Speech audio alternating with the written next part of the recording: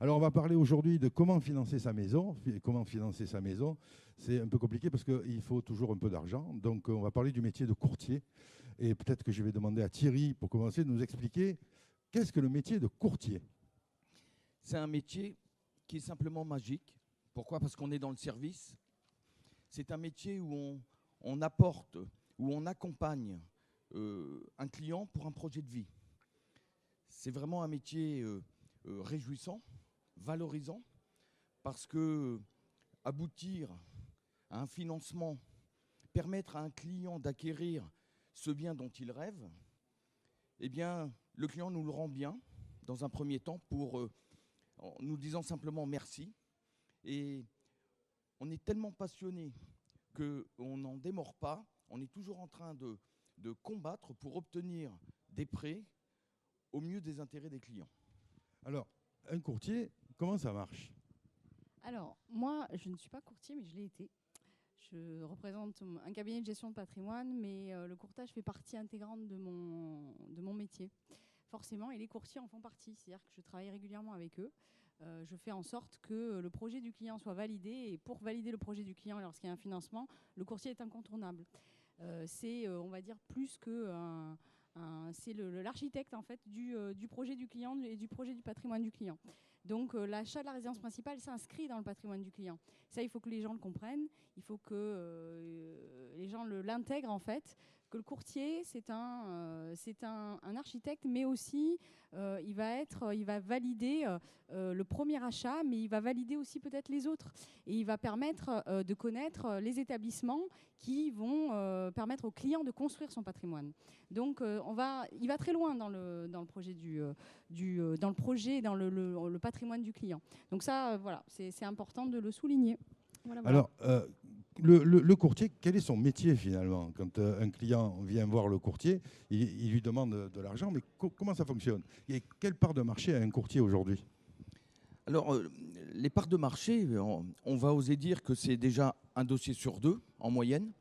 Peut-être un peu plus pour la clientèle plus jeune. Hein, les 20-35 ans, ça représente plus de 60%.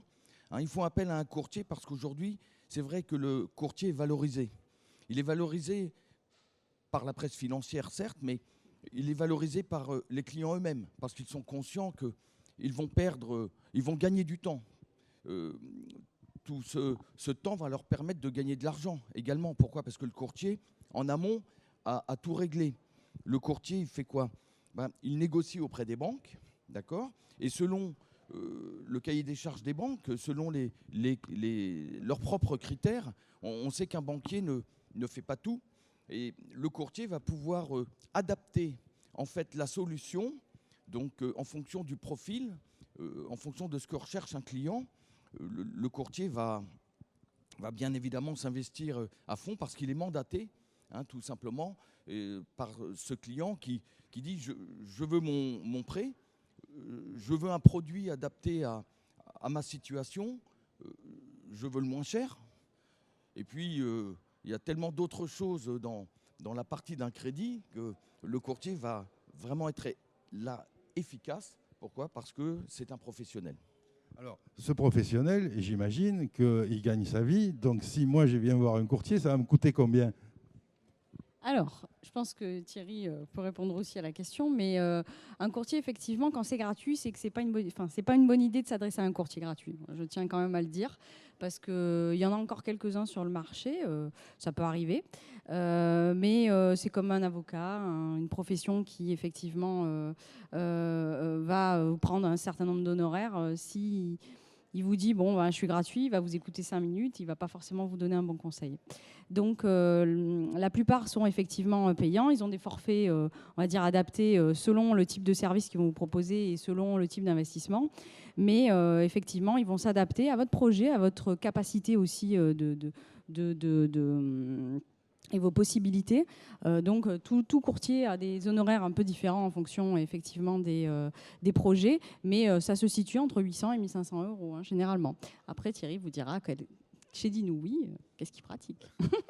Chez Dinoui, on finance tout le territoire national, la Corse, l'outre-mer. On va très loin. Les clients sont en recherche de solutions.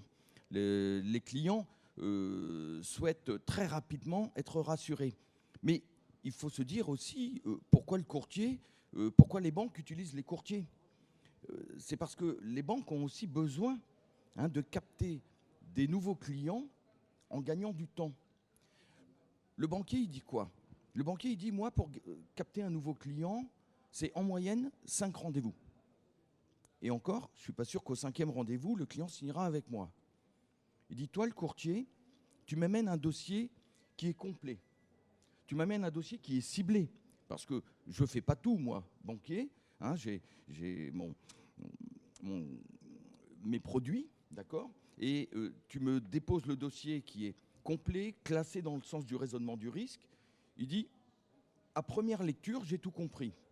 C'est oui ou non, mais c'est maintenant. Sur cette base-là, il dit, tu as tout vendu, toi le courtier, en amont, de façon à ce que le client puisse adhérer à ce que recherche un banquier, d'accord? Et le banquier, il recherche quoi? Il recherche des flux.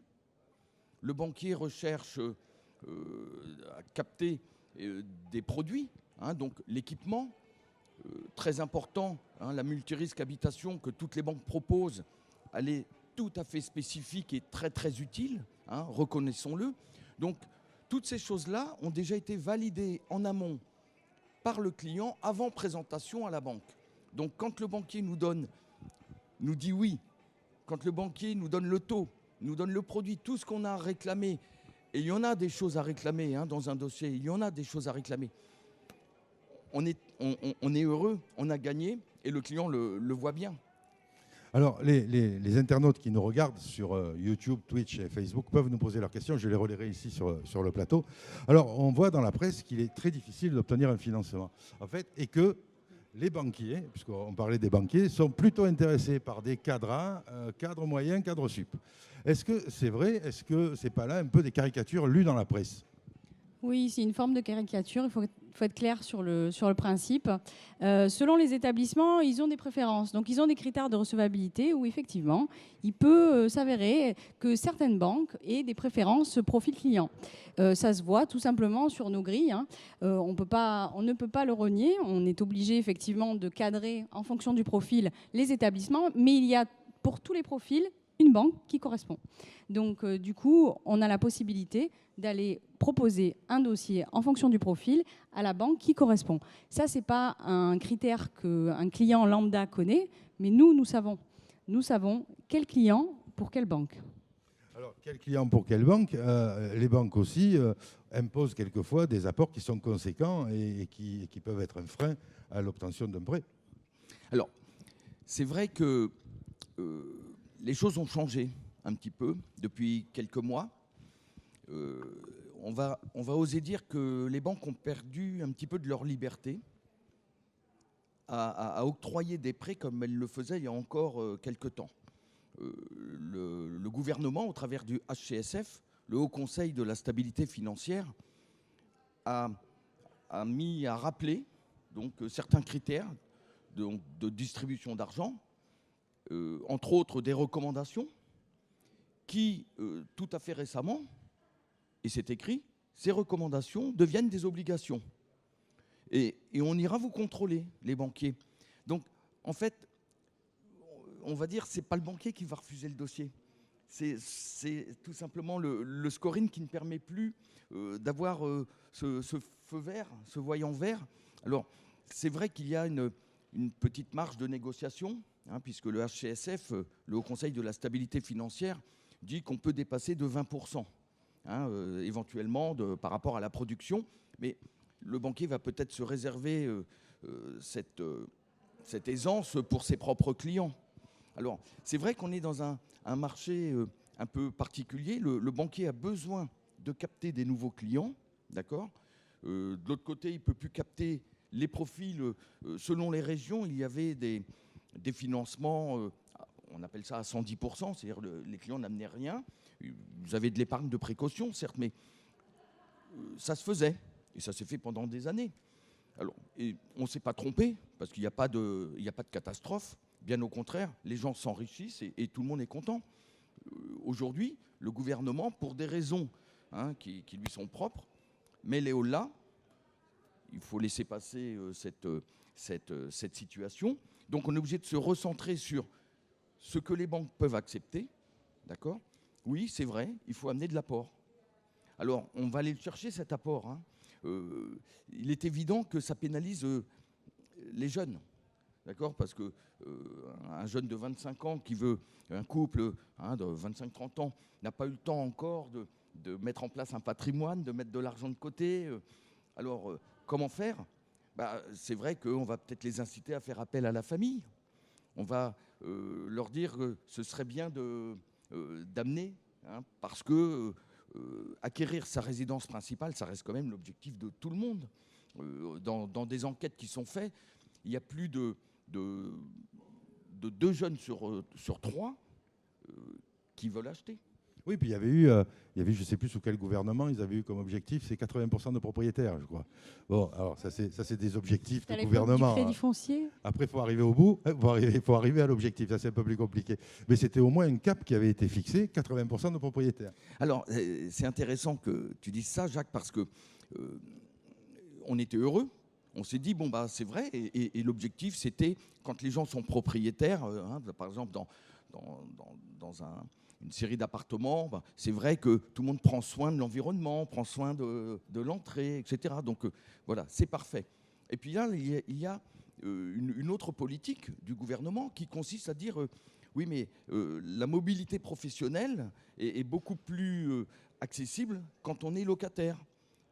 Pour trouver un emploi, si je dois aller le chercher à 200 km, parce qu'il correspond à mon métier, si je suis propriétaire, je ne pourrais peut-être pas le faire parce que je suis propriétaire ici. Par contre, si je suis locataire, eh bien, voilà, le mois prochain, je suis là-bas. Donc, ça se comprend. Mais encore une fois, ça pénalise, on le voit bien. Alors, on a parlé de la résidence principale, mais comment envisager aussi le financement d'un achat locatif, par exemple ? Toujours par le biais d'un courtier. On peut toujours aussi effectivement trouver un financement par le biais d'un courtier. La particularité de l'investissement locatif, c'est effectivement de se poser la question si on est déjà propriétaire de sa résidence principale ou pas.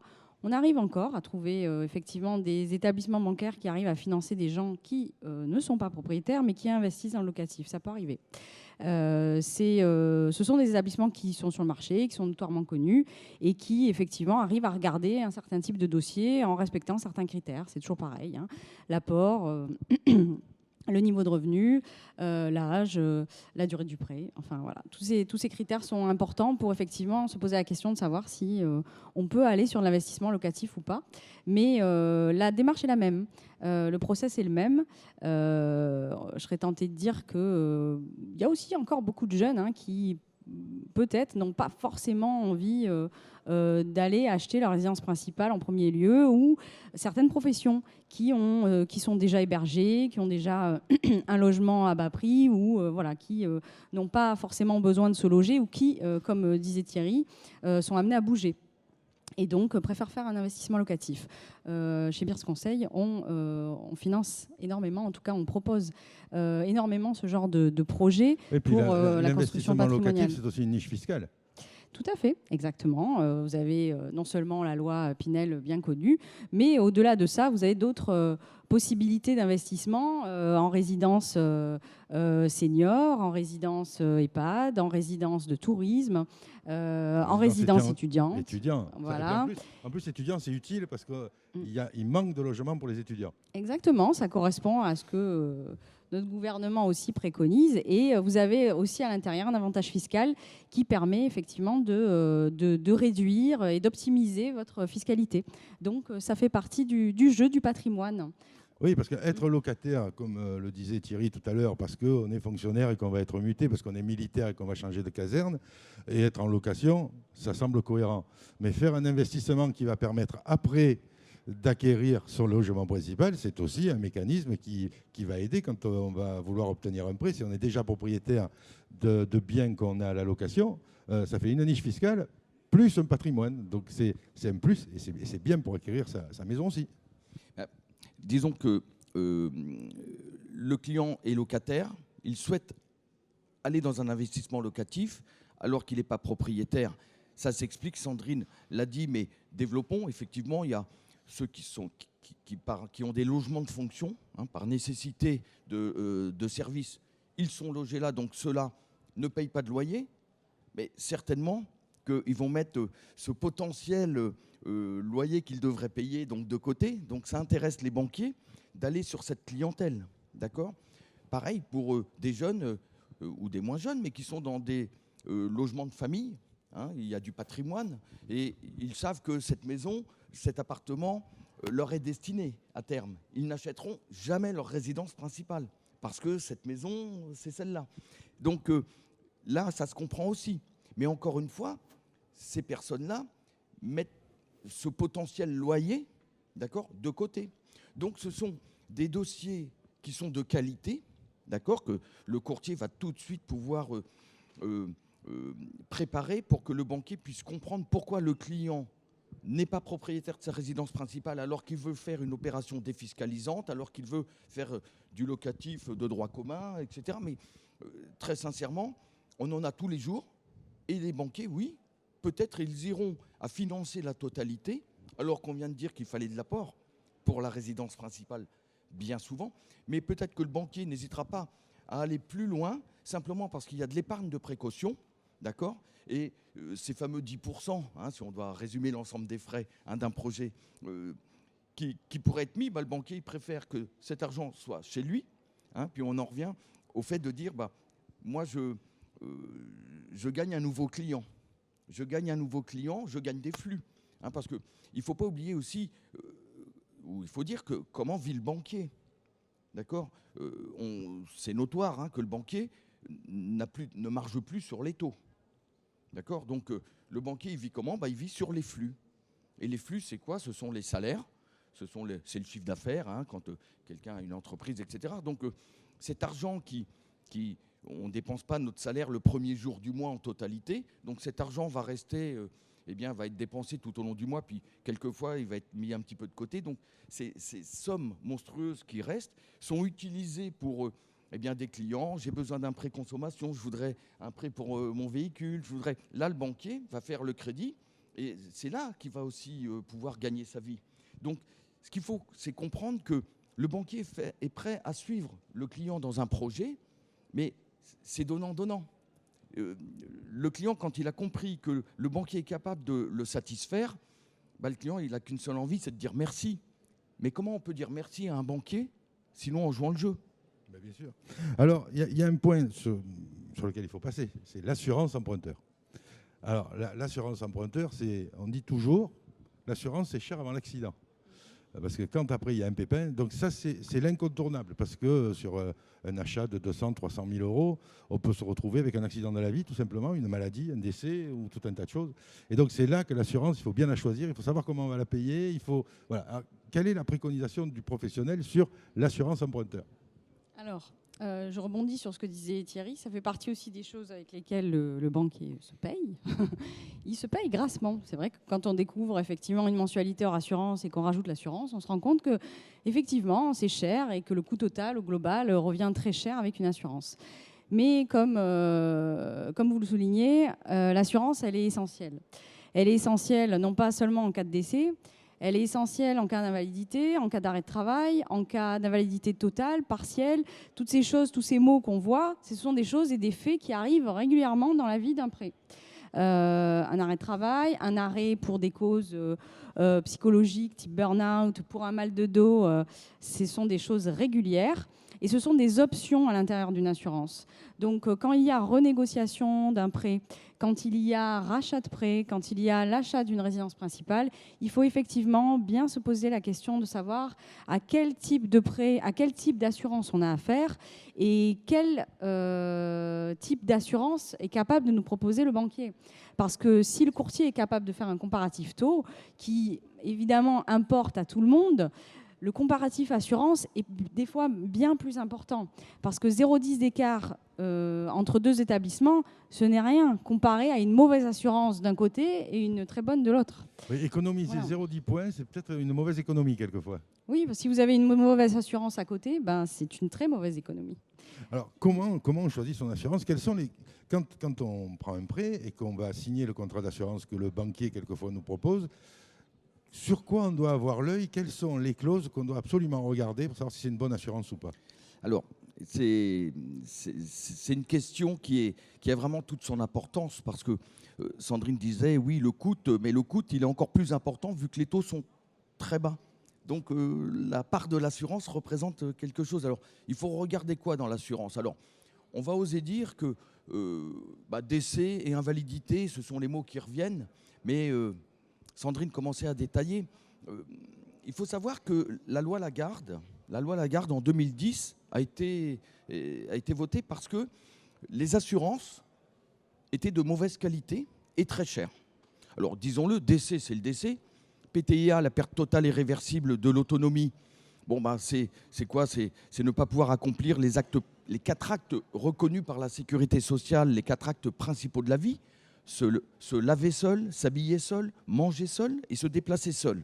Alors, effectivement, on est dans un état végétatif quand on est là, mais avant d'en arriver là, on peut être, on a dit faire un burn-out, on peut avoir mal au dos, etc. Alors, est-ce que les assurances de banque assurent? C'est un peu comme une assurance voiture. Oh, elle n'est pas chère, mais il y a quoi dedans? Ah bah, faut pas tomber en panne, et surtout pas à moins de 50 km de chez soi, etc. Alors, bon, eh bien, les assurances donc emprunteurs sont importantes parce que ce qu'il faut regarder dedans, c'est bien sûr l'interruption temporaire de travail. L'interruption temporaire de travail, c'est quoi? C'est je suis en arrêt de travail, d'accord, et ça va durer un certain temps, 1095 jours, 3 ans. Il se passe quoi au bout de 3 ans? Bah oui, si vous ne pouvez pas retravailler, vous passez en invalidité, le fameux PTIA. Je ne suis pas dans un état quand même. Alors, il y a quoi? Est-ce qu'il y a des paliers intermédiaires? Oui, les assurances ont des critères intermédiaires que sont l'IPT, l'invalidité permanente totale. Ça veut dire qu'on est assuré à partir d'un taux supérieur à 66%, taux d'invalidité, et l'IPP, l'invalidité permanente partielle, qui prend en charge à partir d'un taux supérieur à 33%, donc beaucoup plus bas. Donc le client également va regarder une chose qui est très très importante, c'est l'assurance par rapport à son métier. Et oui, parce qu'on aime prendre, pour bien comprendre, l'exemple du pianiste. Le pianiste qui vit donc de son métier se coupe un doigt. Bah, il peut plus travailler, mais il n'est pas en invalidité. Alors, est-ce que l'assurance va fonctionner ou non? Donc, il faut regarder, est-ce que c'est fait pour mon métier, cette assurance, ou est-ce que c'est fait pour tout type de métier? Et on comprend mal cette expression dans les contrats, parce qu'on dit, c'est pour tout type de métier. Oui, mais ça veut dire, vous étiez pianiste, allez faire un autre métier, parce que vous n'êtes pas en invalidité. Et il y a également, ce qu'il faut regarder dans une assurance, et qui est aussi très important, c'est est-ce que c'est une assurance indemnitaire, ou est-ce que c'est une assurance forfaitaire? C'est quoi la différence? Indemnitaire, je suis indemnisé en fonction de la perte de salaire. Forfaitaire, c'est un forfait. On m'a assuré 100 et 100, on doit faire fonctionner l'assurance, eh bien, on va vous payer 100% de la mensualité sans se soucier de ce que va vous rembourser la sécurité sociale. Et tant mieux pour vous si, du coup, ça fait du plus. Ça, c'est important. Et puis, il y a des critères plus approfondis par rapport, on appelle ça les maladies difficilement détectables, les MNO, maladies non objectivables. C'est j'ai mal au dos. Ah, j'ai mal au dos, je ne peux plus travailler. Mais on ne voit rien, on a fait la radio, on voit rien. Oui, mais je ne peux plus travailler, j'ai mal au dos. Donc c'était subjectif. Les assurances, aujourd'hui, proposent. Pareil, la tête, c'était pas assuré pendant des années. C'est quoi la tête? C'est la dépression. C'est la dépression. Bon, aujourd'hui, les assurances y vont. Donc, ce qu'il faut, dans une assurance, c'est regarder toutes ces choses-là. Alors, pourquoi la loi Lagarde est passée en 2010? Elle est passée parce que les assurances des banques, n'était pas complète. Alors qu'il y avait depuis des dizaines d'années, d'accord, des solutions dans des assurances extérieures, on appelle ça de la délégation d'assurance. Et sur cette base-là, donc, le gouvernement a dit, le client a le droit de choisir son assurance ailleurs. Mais que s'est-il passé? Quand le client arrivait d'une manière sincère, voir son banquier en disant « Bon, bah, je suis d'accord pour le taux, ça me convient, mais pour l'assurance, soyez rassurés, il y a mon assureur qui va s'en occuper. » Et là, le banquier, il disait « Ah bah attendez, ce ne sera pas un 20, ce sera un 40. » Je vous vends les deux, je vous vends rien, quoi. Voilà. Et donc, il a fallu toutes ces remontées de tous les courtiers, d'ailleurs, hein, pour que la loi Hamon, en 2014, vienne supplanter la loi Lagarde et disent bah, puisque les banques ne jouent pas le jeu, les clients feront pareil. Et à ce moment-là, effectivement, le client dira c'est bon, tout me plaît, sans vraiment discuter de l'assurance. Et une fois qu'il a le contrat en main, l'offre de prêt, à ce moment-là, il dispose de 12 mois pour aller chercher une autre assurance. Mais attention, Jacques, la loi dit à condition de ramener une assurance de même qualité.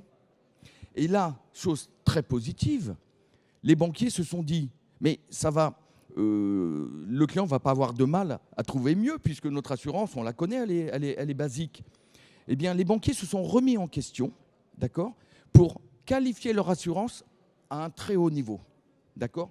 Toutes les banques n'ont pas les mêmes assurances, mais en tout cas, aujourd'hui, les banques proposent des assurances de qualité, d'accord. Alors, comment savoir si on a une bonne assurance ou non?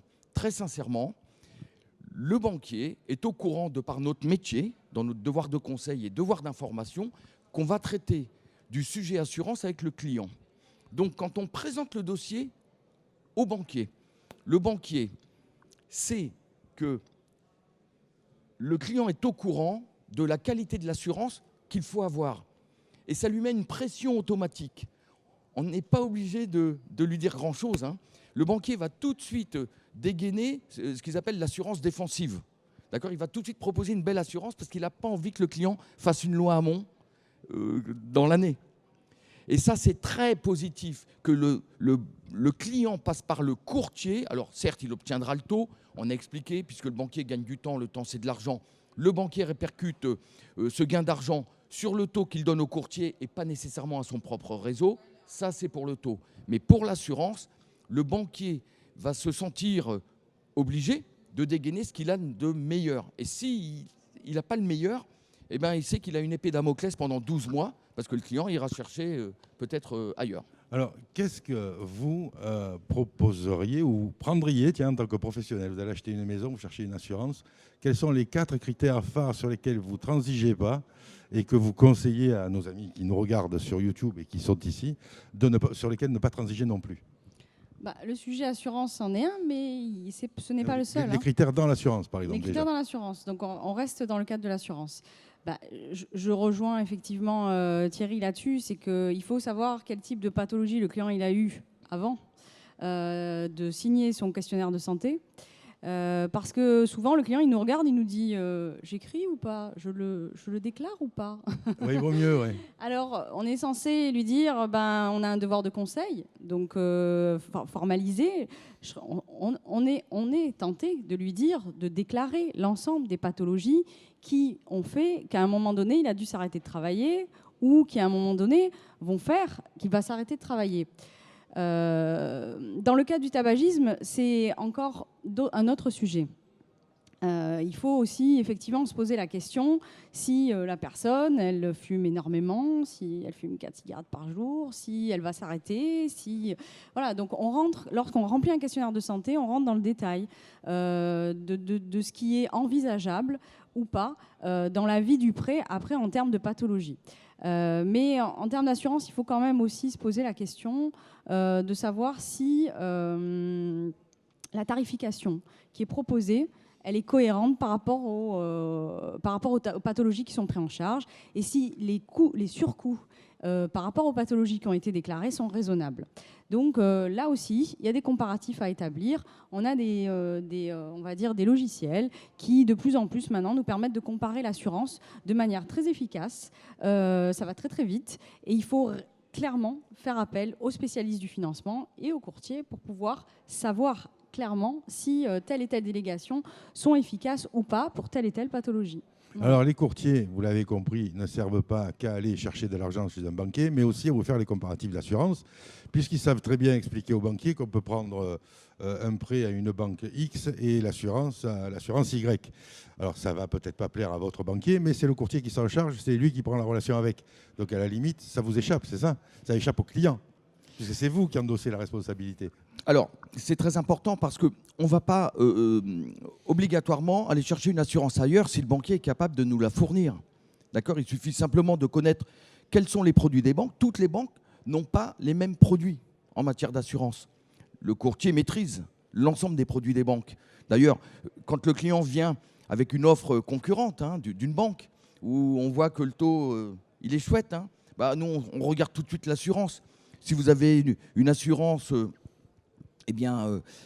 qui est indemnitaire, bon, bah, même plus cher, on sera mieux placé parce que ce sera de meilleure qualité.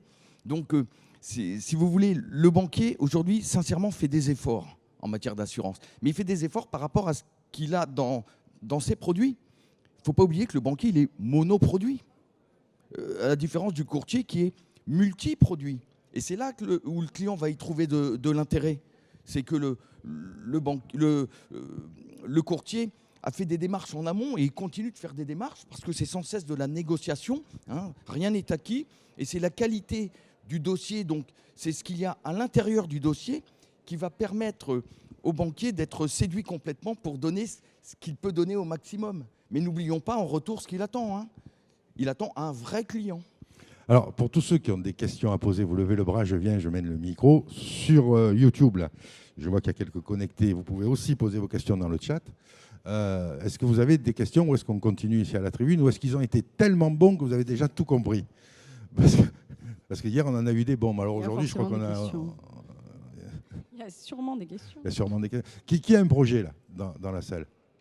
Qui a un projet? Vous en êtes tous... Alors, je vais venir vers vous.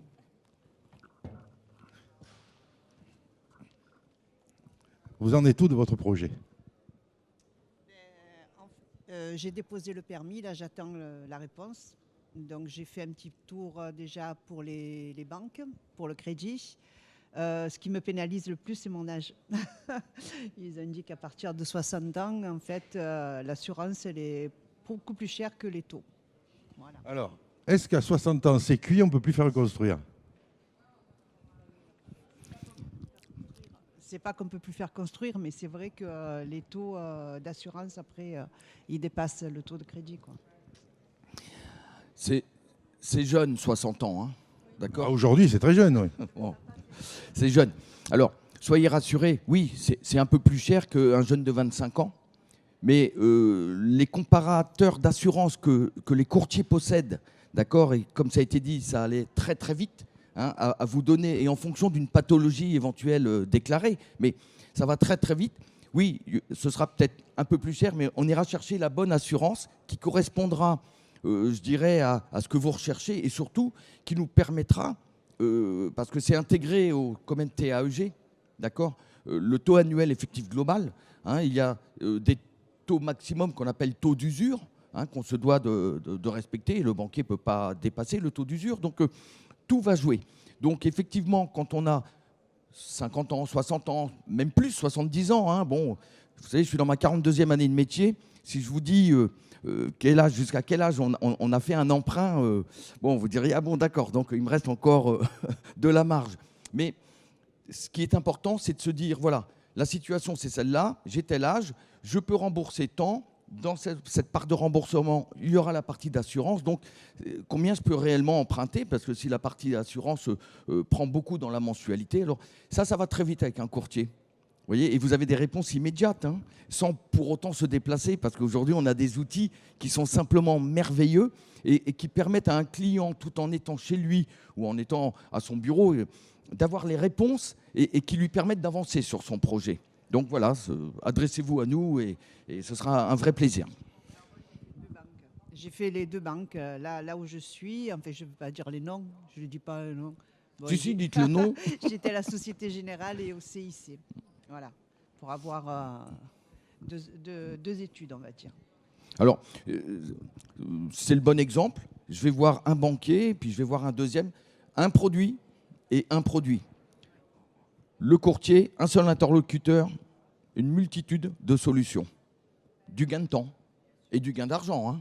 D'accord ? Mais ce sera en association avec le banquier, hein, parce qu'on lui dira, regarde, pour ce client, pour cette cliente, on a préféré, on t'a mis la projection de l'assurance que nous pouvons obtenir. D'accord ? Si tu peux l'obtenir, c'est tant mieux. On ne veut pas nécessairement, on est courtier en assurance, hein, de prêt, d'accord ? Mais on ne veut pas nécessairement placer notre assurance, d'accord ? Ce qu'on veut, c'est que le banquier aussi puisse vivre comme il l'entend. Mais c'est une question de critères, d'accord ? Hein, et effectivement, il y a des pathologies où certaines assurances vont faire des exclusions, des surprimes, et bon, bah, peut-être qu'il y en a d'autres qui ne le feront pas. Vous voyez ? Comme on est au fait de toute de ces détails, on va, avec le banquier, trouver une solution. Si lui l'a, vous serez contente parce que bah, tout est fait dans la même banque. Mais si lui il ne l'a pas, il comprendra qu'on veuille aller chercher la solution à l'extérieur et il validera. Parce qu'il dira non, je n'ai pas le produit, mais je comprends que pour, si pathologie déclarée, la mienne n'y va pas, alors que nous on a. Donc voilà, ça se fait très sincèrement en bonne concertation, en bonne intelligence, tout le monde y gagne. Une autre question ? Sinon, on peut... Alors, tous les deux, j'imagine que vous n'êtes pas des locaux, mais que vous êtes un peu partout. Thierry disait hier qu'il était mondialement connu, mais bon, c'est un peu exagéré. Presque.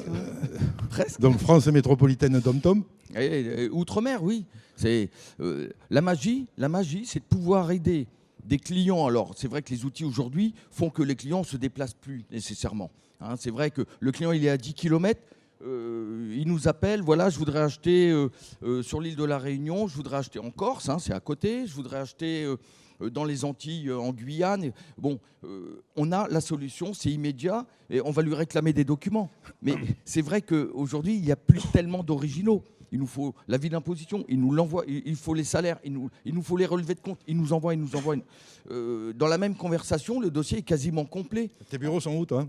Alors, moi, j'ai une plateforme sur Avignon, d'accord, de 14 personnes, d'accord, et on finance tout le territoire national. C'est pour ça que je suis à Marseille, d'accord, et ça me fait plaisir d'être dans l'ambiance de cette ville, de ce salon, et voilà, et puis bon, j'ai du monde aussi dans les Antilles, d'accord. Et puis, bah, voilà, vous voyez, lundi, je prends la voiture pour aller en Corse, parce qu'il y a des financements en Corse à faire, là. Alors, Sandrine, ici, à Marseille ? Moi, je suis une Marseillaise, à la base. J'étais un peu expatriée parce que j'habite dans le nord d'Aix, maintenant. Mais, ah oui, c'est loin, ça. Ouais, c'est loin, ouais, par rapport à Marseille. Ouais, c'est loin. Alors, on ne voit plus la mer, mais bon, on voit les oliviers. C'est bien aussi. En fait, vous pouvez aussi maintenant... au sein d'un cabinet de gestion de patrimoine, vous pouvez nous faire appel pour financer à la fois votre résidence principale, vos investissements locatifs. On connaît l'ensemble des courtiers du marché. Donc en fait, nous, on ne va pas comparer les courtiers, hein. On n'est pas là pour faire ça. On a des gens qu'on aime, avec qui on aime travailler et qu'on connaît depuis longtemps. Donc effectivement, ce sont des personnes privilégiées qui nous connaissent, qui connaissent le dossier de notre client et qui vont faire en sorte d'aller chercher le bon banquier. Donc au sein d'un cabinet de gestion de patrimoine, vous pouvez aussi être aidé pour avancer dans le financement, pour avancer dans l'élaboration d'une stratégie pour construire votre patrimoine, acheter, investir, défiscaliser et aussi transmettre. Et aussi préparer votre succession et votre retraite. Oui, la gestion de patrimoine, c'est un autre métier que celui de courtier, mais c'est tout aussi utile parce que là, on se projette dans l'avenir. C'est-à-dire qu'on part du patrimoine existant, donc il existe ou pas d'ailleurs, et puis on projette sur 5 ans, 10 ans, 15 ans, là où on veut arriver, avec un conseiller comme vous, Sandrine. Tout à fait. Vous vous projetez quand vous faites votre achat sur 25 ans. Donc, pendant ces 25 ans, il va se passer aussi des choses. Donc, pendant l'investissement, l'achat de la résidence principale qui dure en moyenne, il faut être clair, 20 à 25 ans, même si la durée moyenne globalement de détention d'un bien est entre 8 et 10 ans. À l'intérieur, effectivement, de cette période-là, il se passe plein de choses. Et nous, on intervient pendant ce délai-là. on ne fait pas que du one-shot, on n'est pas juste là pour acheter votre résidence principale, on est là pour d'autres projets de vie qui vous permettent d'acheter du patrimoine, qui vous permettent d'acheter de la résidence locative, qui vous permettent de construire, des revenus complémentaires parce que vous avez des métiers divers et variés qui vont vous obliger effectivement à aller sur de la préparation de retraite et effectivement qui vous permettent aussi, lorsque vous regardez votre feuille d'impôt, de construire du patrimoine grâce à votre impôt. Voilà. Parce qu'on n'est pas tous des cadres sup et quand on va arriver à la retraite, il se peut que les revenus significativement baissent et le pouvoir d'achat avec. Donc, constituer un patrimoine avec un conseiller en patrimoine, c'est une manière de prévoir l'avenir et de prévoir le moment où la pension de retraite va sonner la fin des vacances à Tahiti. C'est ça. Ou si vous voulez justement partir à Tahiti, il faut faire appel à un gestionnaire de patrimoine pour pouvoir partir pendant votre retraite. Dans 20 ans, oui. Voilà. Au moins, on aura préparé. Quoi qu'il en soit, des fois, en fonction des gens, ça peut durer 5 ans, la préparation, ça peut durer 15 ans, ça peut durer 10 ans. Un conseiller en patrimoine, c'est construire, faire fructifier et transmettre. Je crois qu'on peut dire que c'est les 3 étapes du gestionnaire de patrimoine. Il permet de l'envisager, de le réaliser et de le transmettre. Et puis on n'est pas un métier où on est réservé, enfin on ne s'adresse qu'à qu'à une élite ou qu'à des cadres, c'est faux. C'est ça aussi, c'est encore, on va dire, une légende. Je pense que lorsque vous posez la question de savoir si vous allez acheter votre résidence principale, allez aussi effectivement consulter un gestionnaire de patrimoine pour savoir si vous pouvez aussi faire autre chose, si vous pouvez aussi consacrer votre capacité d'épargne à, on va dire, peut-être payer moins d'impôts, mais tant bien même que vous n'en payez pas, peut-être aussi investir dans une résidence étudiante, une résidence senior, acheter aussi des parts de SCPI. Il y a plein de choses à faire. Dans l'immobilier, il y a plein de choses qui intéressent aussi beaucoup mes clients parce qu'ils viennent me voir en me disant « j'ai envie de faire ça, mais bon, je ne suis pas sûre, Alors, on recadre ça dans le cadre d'une stratégie et on se pose la question de savoir si c'est adapté ou pas. On compare les choses, comme un courtier le fait. On compare les dispositifs. Voilà. Alors, des questions sur la gestion de patrimoine, la constitution du patrimoine, l'agrandissement du patrimoine ou la liquidation du patrimoine. Si vous avez toutes ces questions-là, profitez. Sandrine est là, puis elle a la pêche et puis c'est le matin, donc c'est bien. Non, je suis efficace toute la journée. Sinon, son stand est au bout du salon. Ouais, c'est bien aussi de venir et voir. J'y suis allé hier, on est très bien reçus. Chez Thierry aussi, on est super bien reçus. Donc n'hésitez pas à aller voir les stands de notre... Thierry, c'est plus tard dans la matinée. Merci à tous les deux d'être venus, puisqu'il n'y a pas d'autres questions. Et puis on se revoit sur le salon. Merci à toi. Jusqu'à demain soir. Jusqu'à demain soir, dimanche.